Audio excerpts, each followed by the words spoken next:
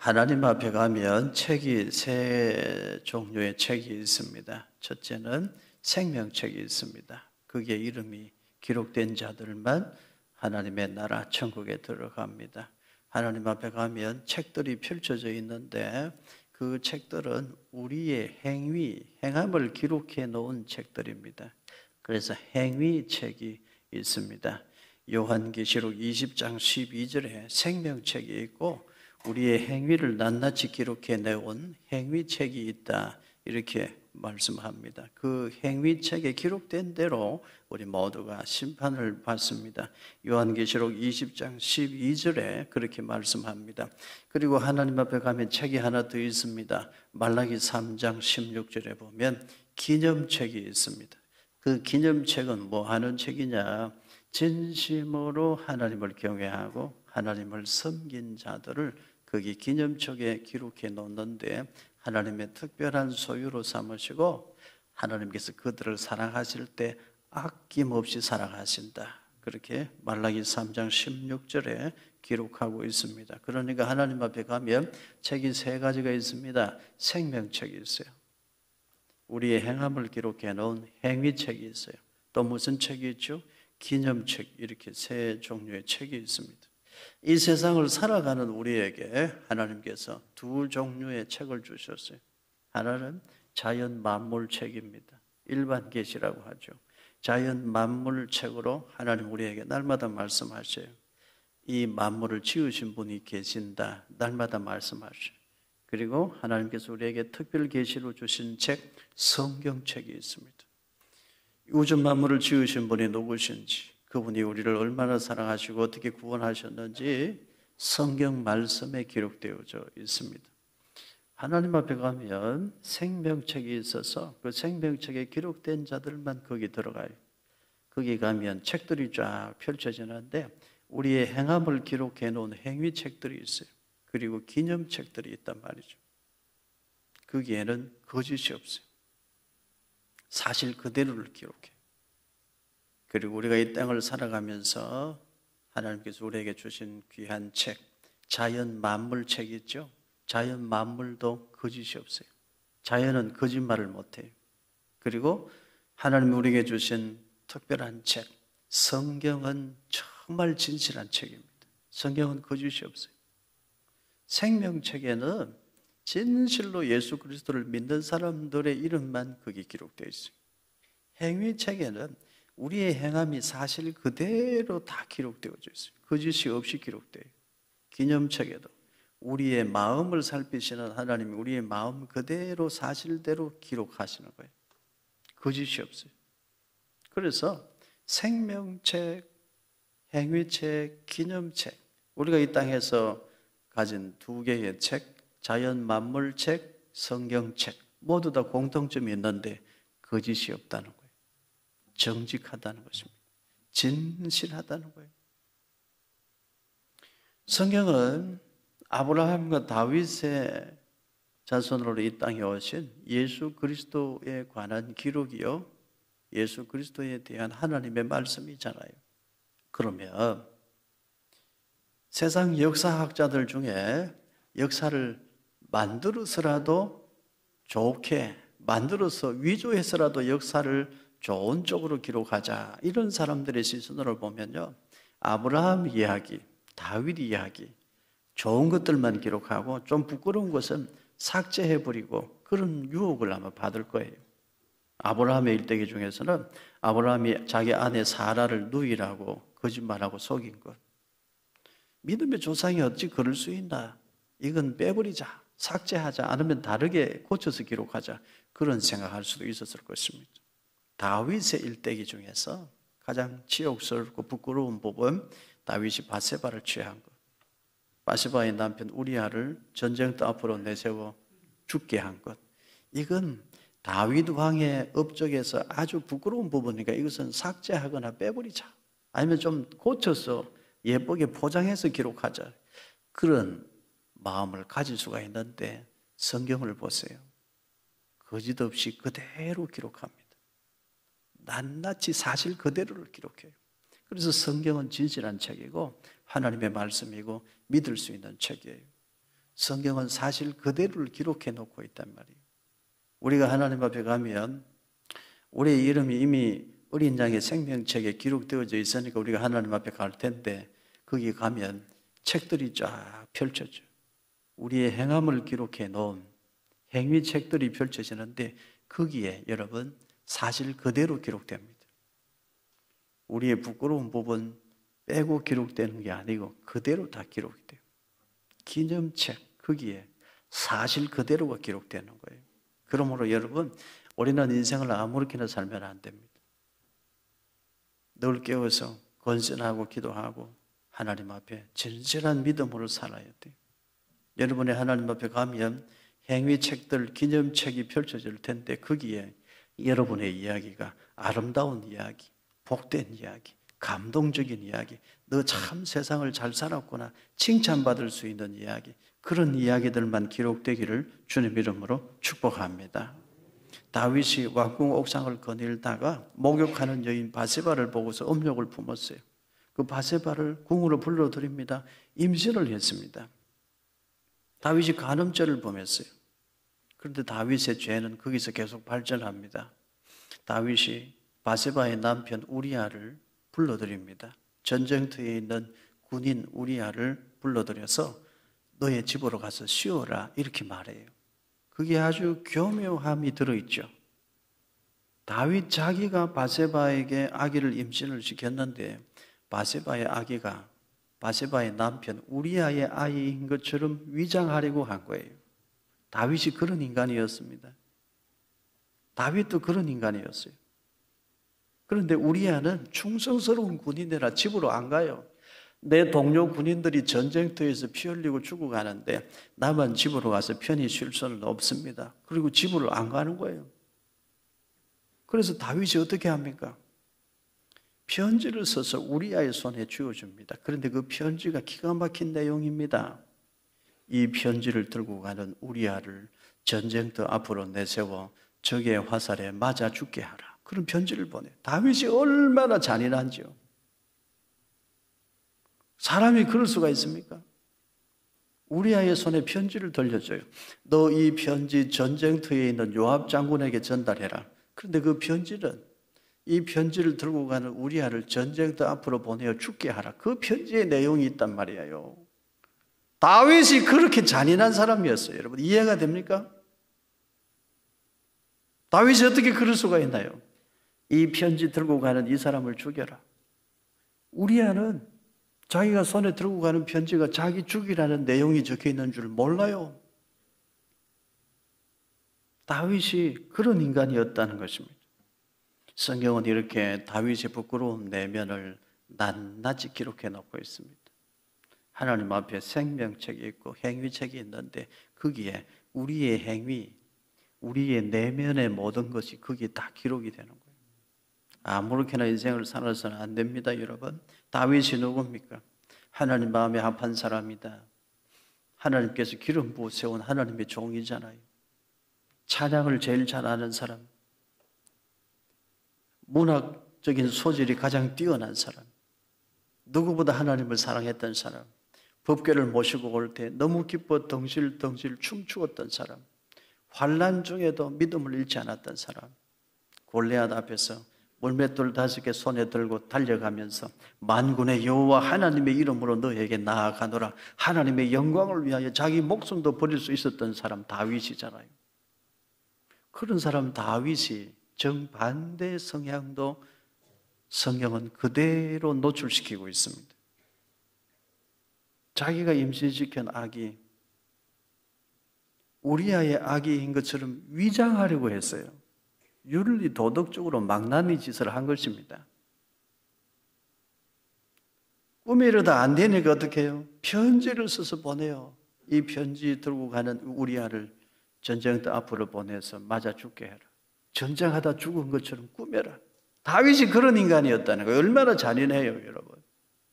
그런데 성경은 그대로 다 기록해 놓고 있습니다. 오늘 우리의 내면, 우리의 삶, 우리의 행위, 하나님 앞에 있는 행위책에 다 기록이 되는 거예요. 성경은 다윗의 선한 모습도 기록하지만 다윗의 악하고 추한 모습도 그대로 기록하고 있습니다. 인간의 실존을 보라는 거예요. 인간이 어떤 존재인지 보라는 것입니다. 우리는 인간이 누구인지 알아야 됩니다. 우리는 믿음으로 많은 것을 알게 돼요. 믿음으로 몰랐던 것을 많이 알게 돼요. 동시에 여러분 우리는 알고 믿어야 됩니다. 알고 믿어야 믿음의 깊이가 생기고 어긋난 길로 가지 않는 것입니다. 인간은 누구입니까? 인간은 어떤 존재입니까? 우리 인간은 어떻게 살아야 됩니까? 오늘 우리는 그런 메시지들을 성경을 통해서 찾기를 원하는 것입니다. 여러분 생각해 보십시오.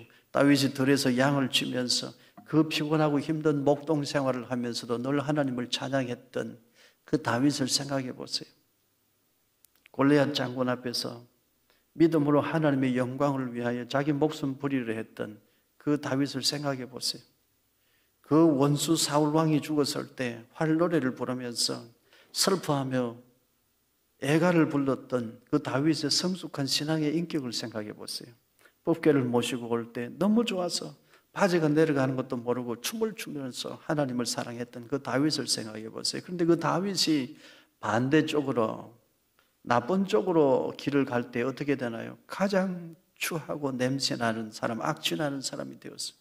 가장 이기적이고 거짓말쟁이에 거짓을 도모하는 그런 교묘한 인간 되고 말았어요. 인간은 그런 존재다 이거예요. 다윗도 별 수 없는 인간이었습니다. 인간 스스로에 대한 정확한 자기인식을 가져야 됩니다. 나는 누구인가? 인간은 어떤 존재인가? 이것을 알아야 되는 거예요. 인간은 어떤 존재일까요?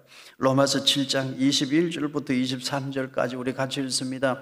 그러므로 내가 한 법을 깨달았노니 곧 선을 행하기 원하는 나에게 악이 함께 있는 것이로다. 내 속사람으로는 하나님의 법을 즐거워하되 내 지체 속에서 한 다른 법이 내 마음의 법과 싸워 내 지체 속에 있는 죄의 법으로 나를 사로잡는 것을 보는도다. 선을 행하기 원하는 나에게 무엇이 함께 있어요? 악이 함께 있어요. 속사람으로 하나님의 법을 즐거워하는 마음도 있지만 한 다른 법이 내 마음의 법과 싸워서 나를 죄의 법으로 사로잡아 이끌어가고 있어요. 우리는 이미 그러나 아직의 상태에 있는 사람들입니다. 이미 구원받았어요. 그러나 아직 성화의 과정에 있는 사람들이요. 여전히 죄와 사망의 굴레가 우리를 억압하고 있는 상태 속에 우리가 빠져 있습니다. 인간 스스로의 의지만으로는 의롭게 될 수 없다는 말씀이에요. 인간은 어떤 존재이냐? 자기 힘으로는 의롭다함을 받을 수 없는 존재입니다. 이미 죄로 타락한 존재라는 사실입니다. 로마서 7장 24절과 25절입니다. 같이 읽습니다. 오호라 나는 곤고한 사람이로다. 이 사망의 몸에서 누가 나를 건져내랴. 우리 주 예수 그리스도로 말미암아 하나님께 감사하리로다. 그런즉 내 자신이 마음으로는 하나님의 법을 육신으로는 죄의 법을 섬기노라. 우리는 모두 곤고한 사람들이에요. 스스로 죄와 사망의 법에서 벗어날 수 없는 존재들이에요.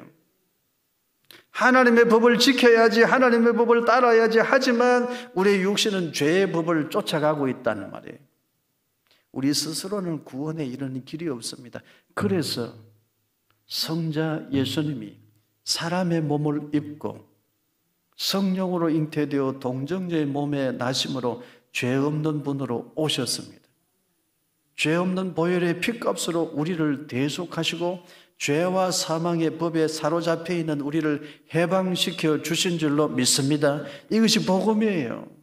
그래서 예수님이 이 땅에 오셔야만 했던 것입니다. 로마서 8장 12절부터 14절까지 우리 같이 읽습니다. 그러므로 형제들아 우리가 빚진 자로 돼 육신에게 져서 육신대로 살 것이 아니니라. 너희가 육신대로 살면 반드시 죽을 것이로되 영으로서 몸의 행실을 죽이면 살리니 무릇 하나님의 영으로 인도함을 받는 사람은 곧 하나님의 아들이라. 그러므로 형제들아 우리 어떻게 살아야 돼요? 예수님이 오셔서 죄와 사망의 법에 갇혀있는 우리를 해방시켜 주셨어요. 예수 그리스도의 보혈의 공로 힘입어 우리가 의롭다함을 받고 새 사람 되고 천국 백성 되고 우리의 이름이 하나님 나라 어린 양의 생명책에 기록되어져 있습니다. 우리 그 빚을 졌어요. 빚진 자로서 우리 어떻게 살아야 됩니까? 형제들아, 우리가 빚진 자로 돼 어떻게 살아야 돼요? 육신에게 져서 육신대로 살 것이 아니니라. 육신에게 지면 안 될 줄로 믿습니다. 죄와 사망의 법에 다시 돌아가서는 안 될 줄로 믿습니다. 죄와 사망의 법에서 주님이 우리를 해방시켜 주셨어요. 이제 우리는 생명의 성령의 법을 따라가야 되는 거예요. 육신에게 져서 죄와 사망의 굴레에 더 씌워져서 그 길로 끌려가는 자 되어서는 안 된다는 말씀이에요.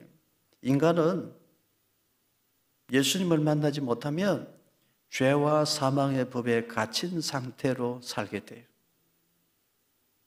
예수님이 이 땅에 오셔서 우리를 죄와 사망의 법에서 해방시켜 주셨어요. 그것이 구원입니다. 그것이 복음이에요. 우리는 그런 비전을 전 사람들이죠. 그렇게 빚진 자로서 우리 어떻게 살아야 됩니까? 그러므로 형제들아, 우리 어떻게 살아야 된다고요? 육신에게 져서는 안 된다. 죄와 사망의 법에 끌려다녀서는 안 된다. 육신에게 져서 육신대로 살 것이 아니니라 말씀했어요. 여러분, 육신에게 끌려다니는 사람, 여전히 죄와 사망의 법에 지배를 받는 사람, 어리석은 사람 되지 않기를 바랍니다. 갈라디아서 6장 7절과 8절입니다. 우리 같이 읽습니다. 스스로 속이지 말라. 하나님은 업신여김을 받지 아니하시나니 사람이 무엇으로 심든지 그대로 거두리라. 자기의 육체를 위하여 심는 자는 육체로부터 썩어질 것을 거두고 성령을 위하여 심는 자는 성령으로부터 영생을 거두리라. 육체에게 져서 육신에 끌려다니는 삶을 살면, 육체를 위하여 심고 가꾸는 자의 삶을 살면 무엇을 거둬요? 썩어질 것을 거둬요. 썩어 냄새나는 것, 악취나는 것을 거둬요. 우리 어떻게 살아야 돼요? 성령님의 인도하심을 따라 하나님과 동행하는 믿음의 삶, 성령을 위하여 심고 가꾸는 삶을 살아야 될 줄로 믿습니다. 그러면 뭘 거둬요? 영생을 거둬요. 기쁨과 행복이 있는 삶을 살게 되는 것입니다.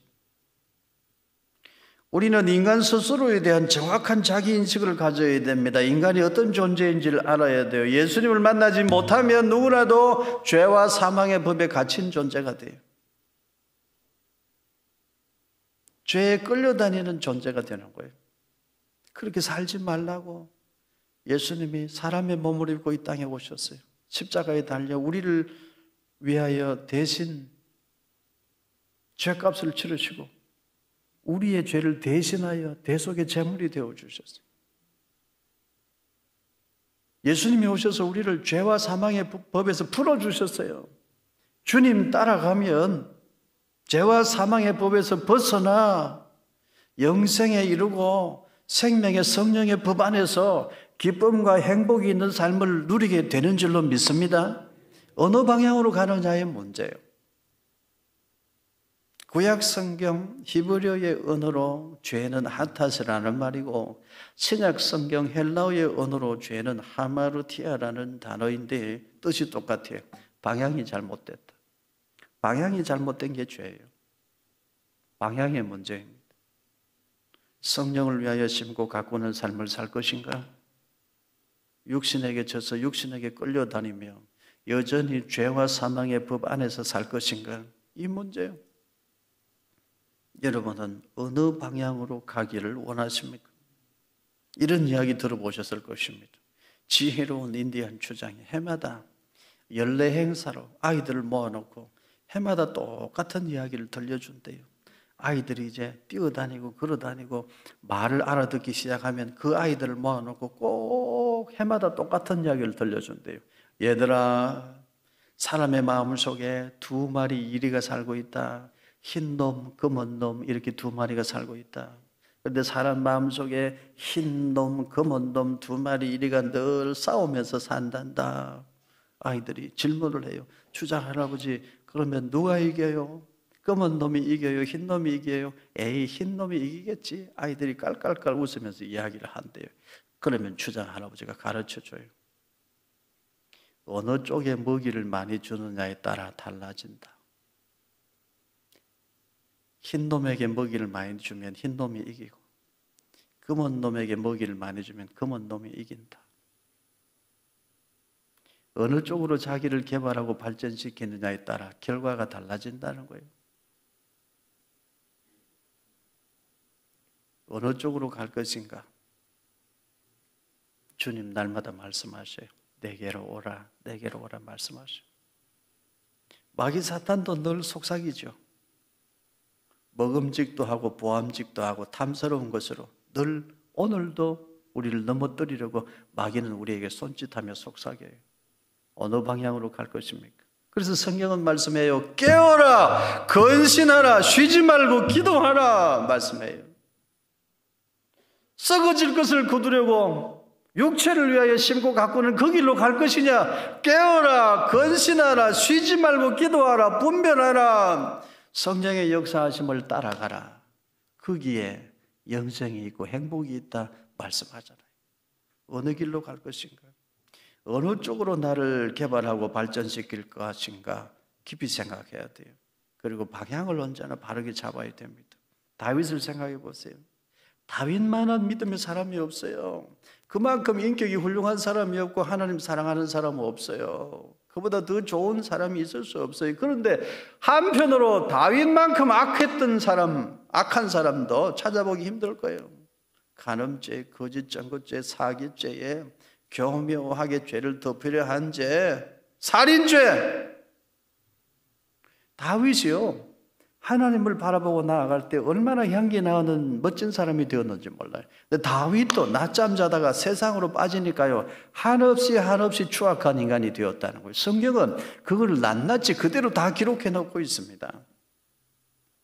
오늘 우리의 삶도 두 가지 가능성이 있어요. 어느 방향으로 갈 것인가? 매우 중요한 문제입니다. 여러분은 지금 어느 방향으로 나 자신을 개발하고 발전시키고 있습니까? 나는 왜 이렇게 가난한 부모를 만났지? 엄마 아빠가 나에게 해준 게 뭐 있지? 어릴 때부터 나는 부모에게 상처만 받았어. 나쁜 세상, 더러운 세상, 내 인생 아무렇게나 살아야지.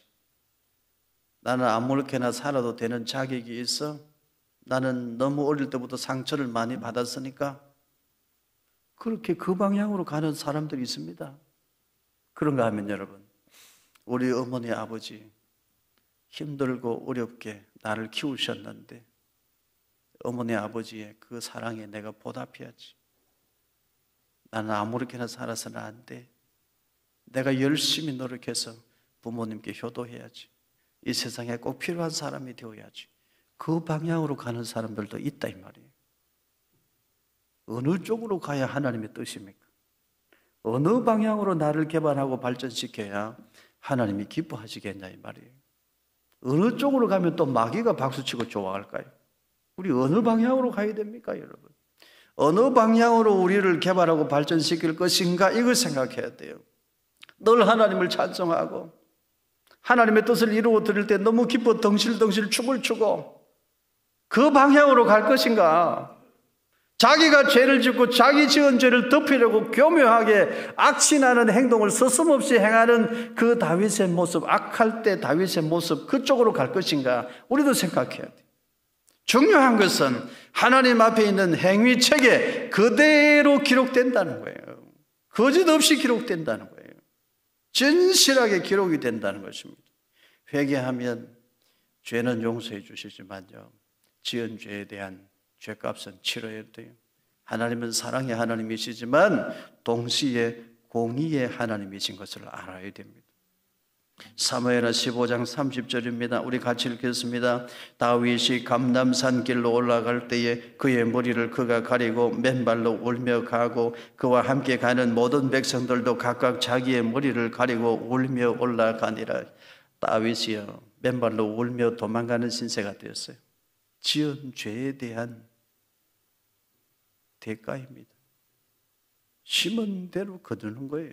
사무엘하 15장 31절 같이 읽습니다. 어떤 사람이 다윗에게 알리되 압살롬과 함께 모반한 자들 가운데 아히도벨이 있나이다 하니 다윗이 이르되 여호와여 원하옵건대 아히도벨의 모략을 어리석게 하옵소서 하니라. 다윗이 왜 맨발로 울며 도망가는 신세가 됐나요? 아들 압살롬에게 반역을 당했습니다. 있을 수 없는 일이죠. 다윗 자신이 있을 수 없는 일을 행했잖아요. 다윗은 자기 부하 믿었던 신하 아히도벨에게 당했어요. 다윗 자신이 그 충직한 자기 부하 우리아를 배신했잖아요. 우리아는 자기 죽이라는 편지인 줄도 모르고 그 편지 들고 전쟁터의 요압 장군에게 갖다 주고 그리고 화살에 맞아 죽었어요. 하나님이 다 보고 계신 거예요. 심은 대로 거두는 것입니다, 여러분. 나단 선지자가 선포했습니다. 하나님이 다 알고 계신다, 다 보고 계신다. 이제 너희 집에 심판이 임할 것이다. 칼이 떠나지 아니할 것이다. 나단 선지자가 선포한 그대로 되는 거예요, 여러분. 다윗의 범죄로 다윗 자기만 벌받은 것이 아니에요. 이것이 중요하고 심각한 문제입니다. 다윗이 바세바에게 임신시킨 아기는 어떻게 되나요? 시름시름 앓다가 그 아기는 죽었습니다. 다윗의 자식들 사이에 부끄러운 일이 일어나요. 자기가 행한 그대로 되는 거예요. 다윗의 아들 압살롬은 마음에 분을 품고 있다가 결국 아버지에게 칼을 겨누죠. 결국 나중에는 나무에 머리털이 걸려서 창에 찔려 비참하게 죽어요. 다윗의 후궁들도 비참한 일을 당하죠. 자기만 벌받는 것으로 끝나지 않는다 이거예요. 다윗이 축복의 사람, 축복의 통로가 될 때 나라를 살리고 하나님의 영광이 충만하게 한 사람이었지만 다윗 같은 인간도요. 다윗도 저주의 통로, 저주의 사람이 될 때 자기 곁에 있는 사람들 다 망하게 하는 사람 되는 거예요. 그래서 여러분 우리는 방향을 바르게 잡고 저주의 사람이 아닌 축복의 사람으로 살아야 될 줄로 믿습니다. 저주의 통로가 아닌 축복의 통로로만 쓰임받아야 될 줄로 믿습니다. 사무엘하 16장 5절과 6절도 우리 같이 읽으십시다. 다윗 왕이 바후림에 이름에 거기서 사울의 친족 한 사람이 나오니 게라의 아들이요 이름은 시므이라. 그가 나오면서 계속하여 저주하고. 시므이라는 사람이 있어요. 이 사람은 다윗 왕이 맨발로 울며 도망갈 때 쫓아나와서 돌을 던졌어요. 침을 뱉었어요. 먼지를 날리면서 저주했어요. 꼭 이런 사람이 있습니다. 누군가가 힘들 때 그게 침 뱉고 돌 던질 사람이 있어요. 누군가가 벌 받을 때 박수치는 사람이 있어요. 누군가가 일이 잘못될 때 그게 나와서 저주하고 박수치고 돌 던지고 이런 사람이 있어요. 그런 쪽으로 발전하는 사람이 있다 이 말이에요. 꼭 보면 그런 사람이 있습니다. 그런가 하면 정반대의 사람도 있습니다. 사무엘하 19장 31절과 32절입니다. 같이 읽습니다. 길르앗 사람 바르실레가 왕이 요단을 건너가게 하려고 로글림에서 내려와 함께 요단에 이르니 바르실레는 매우 늙어 나이가 80세라. 그는 큰 부자이므로 왕이 마하나임에 머물 때에 그가 왕을 공개하였더라. 다윗이 맨발로 울며 도망갈 때 길르앗 사람 바르실레라는 사람이 다윗에게 찾아왔어요. 그리고 다윗과 함께 한 사람들 먹을 것을 공급해 주었어요. 보살펴 줬어요. 다윗이 힘 있을 때 왕의 자리에 앉아 있을 때 찾아오는 사람 많았겠죠. 다윗이 맨발로 울며 도망가는 신세가 되었을 때 다윗을 찾아오는 사람 없었어요. 다윗을 잘못 도와주면 자기도 죽겠죠. 멀리서 지켜보는 사람은 있었지만 다윗이 힘들 때 다윗에게 다가와 다윗을 손잡아주고 도와주는 사람은 없었는데 그때 다윗을 찾아와 다윗에게 도움을 준 사람이 있었으니 길르앗 사람 바르실레였다. 성경은 그대로 기록하고 있어요. 길르앗은 요단강 동편에 있는 땅인데요. 지파들이 살았는데 소외된 사람들이에요. 그런데도 다윗이 힘들 때 찾아와서 다윗을 도와줬어요. 먹을 것을 공급해 줬어요. 다윗이 그 길르앗 사람 바르실레를 잊지를 못해요. 나중에 죽으면서도 유언을 남겨요. 길르앗 사람 바르실레의 아들들을 챙겨주어라. 그 아들들 너와 한 상의 밥을 먹게 해라. 다윗이 자기 아들처럼 생각하라고 그렇게 유언을 하고 죽어요. 바르실레 같은 사람도 있습니다. 누군가 힘들 때 다가가서 위로해주고 손잡아주고 격려해주고 어려운 사람 도와주고 그쪽 방향으로 발전하고 성장하는 사람들도 있다 이 말이에요. 시므이 같은 사람도 있지만 바르실레 같은 사람도 있는 거예요. 어느 쪽으로 우리를 개발하고 발전시킬 것인가, 어느 쪽으로 가야 하나님께 기쁨이 되고 영광이 되겠나, 이것도 생각해야 되는 것입니다. 이런 기사를 읽었습니다. 아기가 태어났는데 밤낮이 바뀌었어요. 낮에는 얼마나 졸고 자는지 밤이 되면 눈이 말똥말똥해서 아기가 잠을 안 자. 그러다가 울어요. 새내기 젊은 부부가 아기를 낳아서 키우는데 아이가 낮밤이 바뀌어서 보통 고생이 아닙니다. 아기 돌보느라 지쳤어요. 그런데 자기들이 지친 것도 지친 게 문제가 되지만 이웃 윗집 아랫집 너무 피해를 주는 것 같아서 미안한 마음이 드는 거예요. 그래서 기특한 생각을 했습니다. 여보, 우리 작은 선물 하나 준비해가지고 편지를 써서 윗집 아랫집에 우리 전달합시다. 우리가 새내기 부부라 아이를 낳아 키워본 적이 없어서 밤이 되면 아기가 우는데도 우리가 아기를 잘 재우지를 못하고 윗집 아랫집에 사시는 분들에게 이렇게 피해를 끼쳐서 너무너무 죄송합니다. 편지를 써서 작은 선물과 함께 윗집 아랫집에 전달했어요.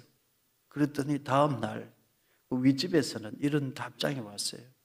요즘 우리 시대에 아기 우는 소리 듣는 건 참 축복입니다. 참 귀한 소리, 복된 소리인데 밤마다 아기 울음소리가 들려서 참 행복합니다.